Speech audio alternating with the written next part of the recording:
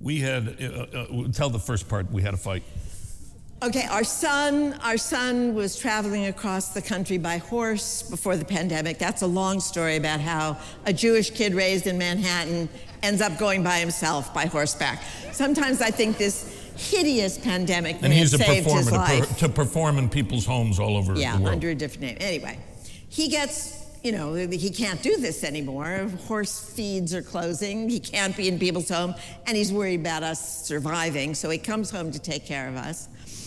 And it was the anniversary of our first date, April 16th of 2020. And we're walking. He's just come home, so we're 10 feet away from him, you know, quarantine on Country Road. And he says, guys, he takes a lot of what he calls family archives pulls out the movies. phone, said, don't worry, family archives. Yeah. And, you know. So he said, how did you celebrate your first date? And I said, we had a big fight, huge fight.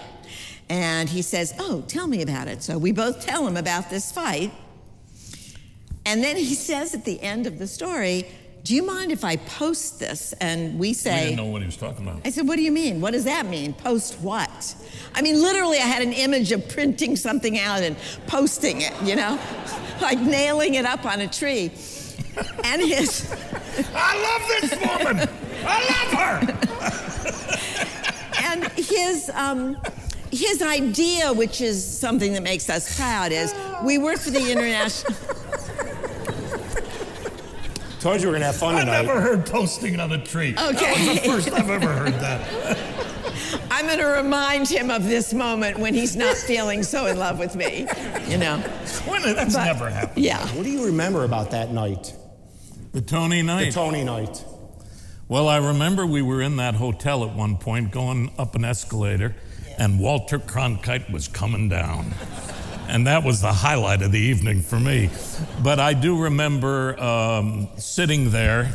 I left my wallet with my friend. I have it in my wallet. It's a little tiny silver touchstone. It's flat. And when I started doing Evita, we opened it in LA, then San Francisco, then we brought it to New York. From the time we opened, I'm a young kid, 25 years old. Everybody come back and says, you're gonna win the Tony Award, you're gonna win an award, and you go nuts hearing that. You went, leave me alone, just let me do this, I'm having a nice time, get out of my room, will you? And to the point where, you know, so I started making a joke out of it, just to calm me down, you know, figuring I won't win. And I said, right, then I'll have a medal like the Lion and the Wizard of Oz, and I'll have courage, and that'll be just great. You said you wished you had a medal. Yeah. Like wish I had a medal like the Lion and the Wizard of Oz, then I'd have courage, and that's what the Tony Award will be. And Lynn Redgrave comes on stage to read the category.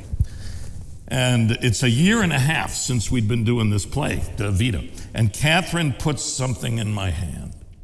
And I look at it, and it's this little metal touchstone, just that big, just this big.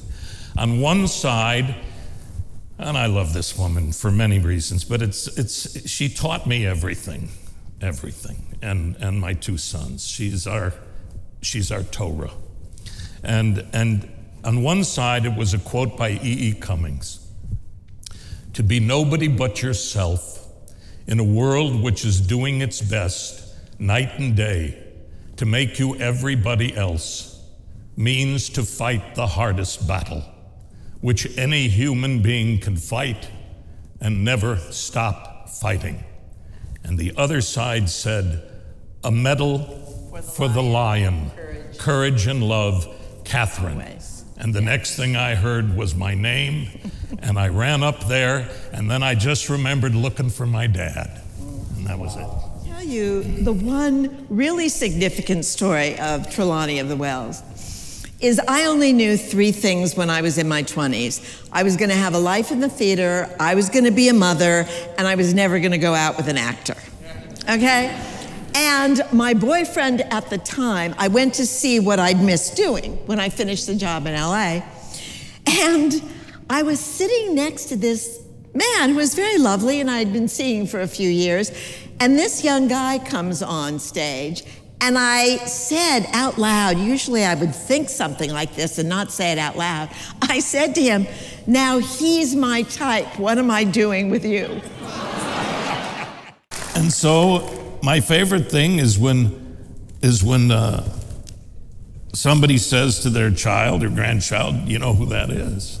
That's the guy in that movie. And you look, and we watch the kid's face, and the kid's face goes like, "You're lying."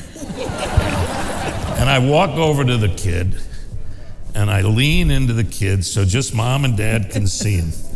And I say, "Hello, my name is Inigo Montoya. You killed my father. Prepare to die." Ladies and gentlemen, please, Kathryn Grody, Mandy Patinkin. Thank you. Beautiful job, beautiful.